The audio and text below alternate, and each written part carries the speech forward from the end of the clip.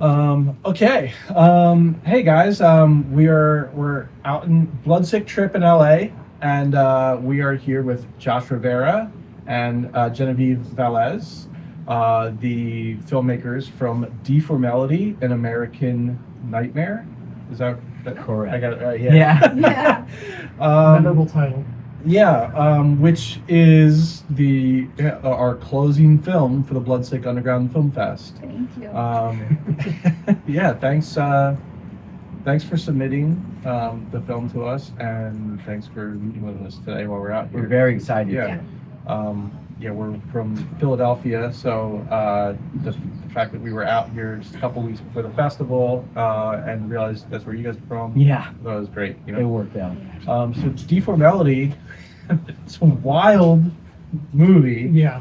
So Totally unique. right. Entirely shot on a cell phone. Yes. How many years did it take to shoot? Well, like we say 3 years, but really yeah. there's shots from 2022 and there's shots, so we got shots in 22, 23, 24, 25, 26. So technically we kind of shot for 5. I can't think of a movie like period that has as many individual shots as your movie. Hey, I'm glad you said it because when I was making it, I'm like, I think we there's just so many clips and shots, Yeah, and then when you yeah, do the exactly. split screen, even more so. Right. Yeah. I think Natural Born Killers, when we were younger, Oh, that was sure, kind of sure. the movie that was like had the most cuts. So we were just trying to like more than Natural Born Killers. Yeah. And so Josh kind of said that it felt like the manifesto of a Psycho. Yeah. And I feel like it's unintentionally intentionally unclear whether or not it's supposed to be like approving of the guy, disproving of the guy, or just like That was here's an unbiased view of this psychopath. yeah, and that was 100% the idea, which was like we needed to make sure like he says something that everyone can agree with at least once. You're not gonna agree with everything. There's no way you can, because he's so contradictory. And but yeah, I mean, I think that's what's fun about the movie is people have a hard time going, what are you trying to say? Yeah. Because of the character. They get uncomfortable, I think, making their own decisions, Yeah. so they lash out on the movie. They're Yeah. wait, you're making me have to take a side, say if I like it or not. So they like really like you either love it or you hate it. Yeah. I see somebody watch and be like, yeah, yes, yeah. Oh, actually, Yeah. fuck that movie. Well, I think that's what was cool because like you're tricking people into like they'll like something he says for sure, but something like they're definitely not gonna like. You know, and that was important for us to just make something that everyone could kind of enjoy. And Kind of like it's Eddington or something. Like yeah, that. in its own way, in its own terms, you know. But he definitely is. People are confused by him. We've gotten a lot of reviews that they don't know what to make of it. But the narration is insane, but also completely unending. Yeah. Like, did you it never stops.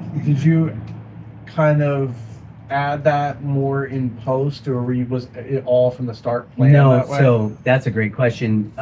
Post production was most of it, which was like creating the montages. We call them the montages. Anytime you hear the voiceover, the killer just rambling on and stuff, we just call them montages. So it was putting a bunch of visually interesting pieces together. And then, okay, how many minutes? Is it 3 minutes? Okay, I've got 3 minutes to try to fill in that time. Oh, cool. But a lot of this movie it's a mixture of planning, of course, but just like if you've seen, there's a part where the killer, his car breaks down in a flood. Yeah. That was my car breaking down in a flood. Yeah. You just filmed it. Yeah, in fact, I mean, it was a horrible day. The cops are like, your car's fucked, it's never gonna be work again. And we got it to work. They So just wanted to tow they it just and didn't talk. want to deal with us. And they're like, it was a horrible night. It was like, I was freaking out and panicking. And right before we were gonna leave, I'm like, Genevieve, get the camera, film me walking away from this car, so at least this moment can have some meaning. Yeah. And so the movie did have a lot of instances Wow. of just we were there and things happened. I mean, there's a lot of that. Are there parts when you're rewatching the movie that are like upsetting to watch because of things like that, where it's like I'm remembering that day? No, because it's so beautiful seeing the car flooded. I always say that's like a $1 million shot. Yeah. The movie is so like when you see that, you're like, how did they do that for Yeah. a shot? We didn't. My Right, car we got still flooded. had to pay to fix it, so it was some kind of a great payoff. Yeah, no. So I mean, that's funny that you say that though, because when you see it, all the hard times, I don't see any of that. You just No. so you're able to not. Yeah, it's nice. What did you have a script before you started, or Um, was it kind of shoot and go and? So it's like a combination. There was definitely like, we need to end up here. We need to end up here. Sean Weiss from the Mighty Ducks, his scene was scripted. He asked for a script. Everyone else, we did like improv. Okay, we need to end it here, which I'm sure you guys know with that kind of. But it was cool with him. He actually asked for a script, so I wrote out 15 pages, and that was purely the only scripted. And then of course the voiceover, that's all scripted. Yeah. But in terms of the acting, we just had really good actors who were able to bounce off. Oh yeah. And play off each other. So I was just gonna ask about Sean Weiss and how that came about. So that came about because I just wrote him on Instagram and asked him. Was he your first choice and everything? I think we reached out maybe to like quite a few people, right? Okay. Like anything. But he got back, and actually, should we say who else got back to us? But we didn't. Just passed away. So it was Nicholas Brendan from Buffy the Vampire Slayer. Wow. And I always loved his character Xander in the show, all that stuff. But he got back. There were only two to get back, but it was weird because he just passed. R.I.P. He was Buffy. But how long did you shoot with him, Sean? Yeah. So when we shot the main scene, which is the showdown, that's what we call it. Towards the end. Yeah. Yes, that was only one day. Cool. And that was like years ago. And I know Sean was like, this is not like, I don't think Sean thought much of until he's incredible at it. Thank you. Yes, because he's never got to do that kind of thing. And he's really chilling and powerful. And we've got to know Sean throughout the years. And when we shot that scene, it was like, he was definitely like in a different place than I had ever, seen him. But another cool thing is like, I was like, obviously the character and all that, it's controversial, but Sean was so brave. He was always pushing it to be even more harder. It wasn't even me. It was like, I wrote it a little softer, and Sean was like, well, why don't we push it a little more? So it was really cool to see him really embrace that. And he's just been like, great, just great supportive. But funny enough, like I said, we shot one day with him with that showdown, but throughout the years, anytime he'd come down to LA, anytime I'd see him, Sean, can we shoot you? And by the end, he's just like, well, yeah, just whatever. I'm like, Sean, can you just? I was gonna say, then you end up with just great like shots of him on top of a hillside or whatever.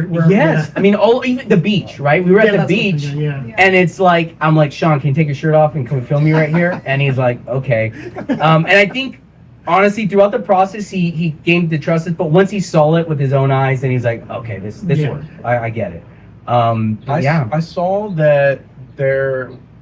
Letterboxd thinks the movie is a way longer length. Was there an alternate cut originally? Absolutely. Yeah. Great question. So, mercifully, you guys are going to see it's the short version, okay? Which is still 2 hours. I know. For a low-budget movie, it's pretty long. It's still very, I know. Yeah. I mean, we know in horrors, a lot of times they just want to be 130. That's it. 90, you're in and out.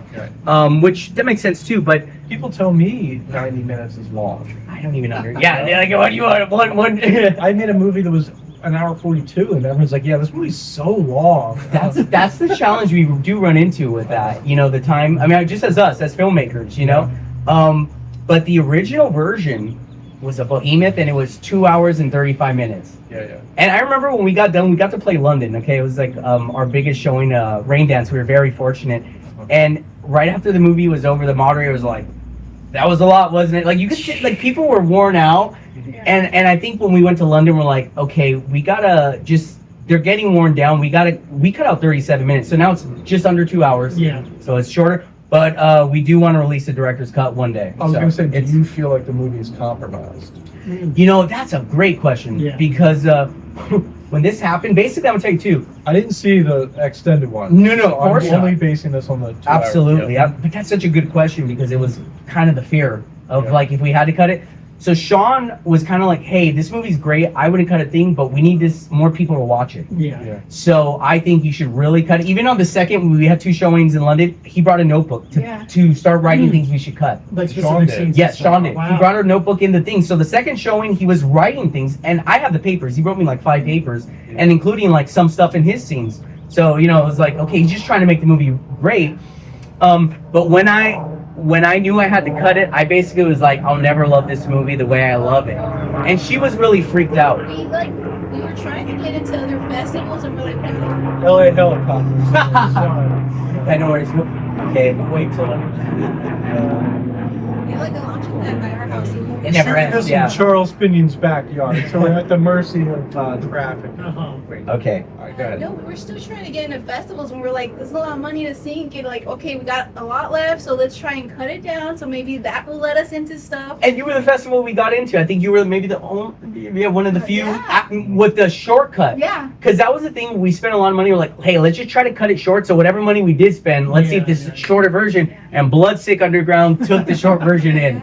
But he yeah. was. I was worried because he was like, I have to cut it to be marketable or to have people see it, and it's like I don't know that I'm gonna like it. And we've spent years of our life doing this. Yeah. I was like, what do you mean She you're was not gonna freaking like, out. 'cause me as not doing any film before this, nothing. I'm like, I trust his taste. Yeah. I trust if he says it's good, it's good. So when someone's like, it's not gonna be good, I'm like, well, then why are we doing it? Is this your first film? Technically, no. This is technically the fourth feature, but none of the other ones got seen ever. So okay. it's the only one that got seen. So it's the first movie that ever got seen by anyone. Cool. But when I did cut it, I realized it was a lesson in my own that I needed to learn, which was like, you got to kill some of your favorite things. Yeah. And because I'm a big Apocalypse Now fan, and there's like the extended version of it is the French Plantation, and it's the Redux. And I personally really like that version, but like most people don't want to sit through that. And I feel like the long version of Deformality is like the French Plantation Redux. Like I think there's great stuff, but most people, the 2-hour one will give them everything they need. Ultimately, I do love the shortcut. So yeah, I was very lucky. We book at a theater called PhilaMOCA in Philadelphia, and we did a screening of. Have you heard of the Castration movie yet, or the Castration film? I think it's called. No, maybe not. Well, it's new, but it's 4 hours. Wow. And it was a sold out show, and everyone stayed. That's cool. know? So I will say that you can argue both ways. Yeah. Right. Is under 2 hours more marketable? Probably. Yeah. Right. But at the same time, the story dictates the length. Yeah. For sure. I mean, people will watch 10 1-hour episodes. Isn't that funny? That's Though? true, You yeah. know?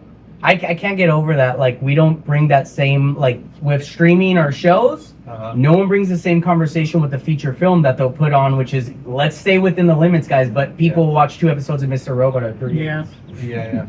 So, I mean, I get who it. knows? Who knows? Yeah, but no, we were... Deformality, the miniseries, you know? You want to know something funny? Yeah. But it's a real... We're insane, so... So Yeah, more so. we have the Deformality 2-hour cut, and then we have the director's cut, which is completely a different film because the split screen, I put in completely different footage for both versions of the film. Oh, wow. Yeah, so because we shot for 5 years, I had too much good footage, and I couldn't fit it all in one movie. So if you do like the movie and you one day watch the director's cut, it's gonna have completely different footage, and it's kind of its own thing. So we wanted to make it like to give them both their own weight, right? So that the director's cut wouldn't be obsolete, right? Yeah. But I always said that I'd love to do like an 8-hour miniseries version because I have so much footage and I can do it. So Netflix or movie. You got 8 hours of footage? Oh, we have more. Wow. Of them. Yeah. And so also, first you guys will, this is the first anyone here, so it's be cool.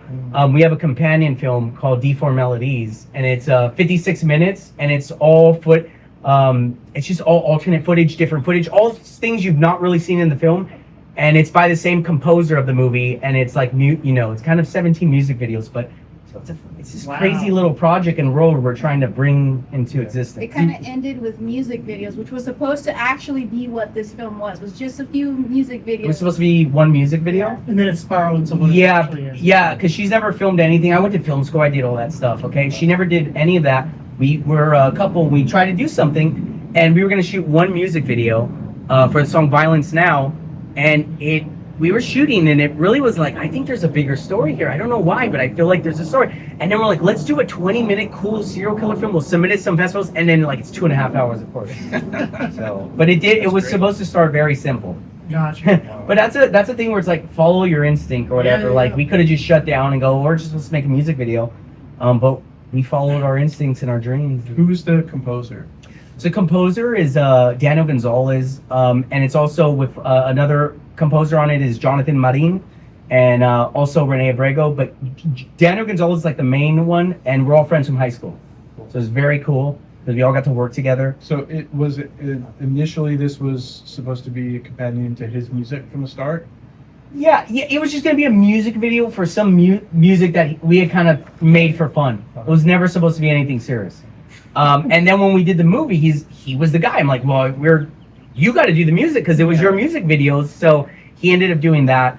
But I will mention too, like, I'm a huge fan of Block Party, British band, and the drummer of the first 4 albums, he made us some original music for the movie. Oh, wow. So like, again, just people were very nice. Cartnark, that guy in the movie who tells you to put your card away, that's a real guy. Oh, that seems amazing. That's a real guy. That's like a real thing that happens. And he could be in your town too, believe me. He's everywhere. I'm sure. But like, that was another guy, like, he just did it. So there was some really kind souls who just, I mean, we would always send him like a demo. Even Sean Weiss, we had sent him a demo of like something we cut together. We're like, this is somewhat the idea. It's very rough. Mm-hmm. And even he, remember when he saw our sound guy, because the entire film's ADR, it's all overdubbed. Nothing is from the natural sound. Mm-hmm. So None of it is. Wow. Even like the dialogue. Nothing. Okay, I'm sorry. Except for the scenes with me and Sean and me and Cartnark, because those guys are big time. So we're like, we got to make sure we have a mic. Let's get some mics on these guys. Beyond those two guys, every single person you see came in and overdubbed their whole, because we didn't have, with me and her, we couldn't do sound. Sure. I mean, maybe we could have like thought of something, but we didn't. Yeah. We just shot it on the cell phone and we're like, but like our sound guy, Darren Augustus, he really, I mean, you guys know, sounds everything. And I really think he's the one who makes that movie. He's kind of like our little MVP. So he really helped us out on that. Cool. I'm so curious who your like stylistic influences are for the movie, because the only like thing I could even think of that's anything like your movie is the John Wilson HBO show. Have you seen that? No, what is it? I can't remember the title. It's John Wilson something. But it's gotta see that. tons and tons and tons of footage of him walking around New York, and he creates a narrative around it. That's cool. Narration that fits the all the footage. Definitely. Because there's like not very much else like that out there, I feel like. Yeah, I mean, well, I was reading a lot of books at the time. I was reading a lot of Bret Easton Ellis, who Oh. obviously wrote American Psycho. I mean, American Psycho, I Yeah, could yeah, definitely see. Yeah, and so the thing is too, it's like we wanted the audience to know, like, guys, we're trying to pay. We know it's we're paying respect to the source here. But I was reading a lot of Bret Easton Ellis, and I felt in a literate mode or whatever. Again, when we first had the concept, there was only supposed to be like 4 actors in a whole movie. You were just supposed to see the killer driving in the car and hearing voiceover, and it was supposed to be like a slow, artsy thing. So we're lucky that it's not really that, But as far as influences, some of our, and would you say for this specific film or just in general? Yeah, for this film. Yeah. You know, a big one was that we didn't get to talk about ever. So, Man Bites Dog. Yeah, totally. Yeah, it was like, okay, here's the thing. We were filming for like 4 or 5 months, maybe something like that.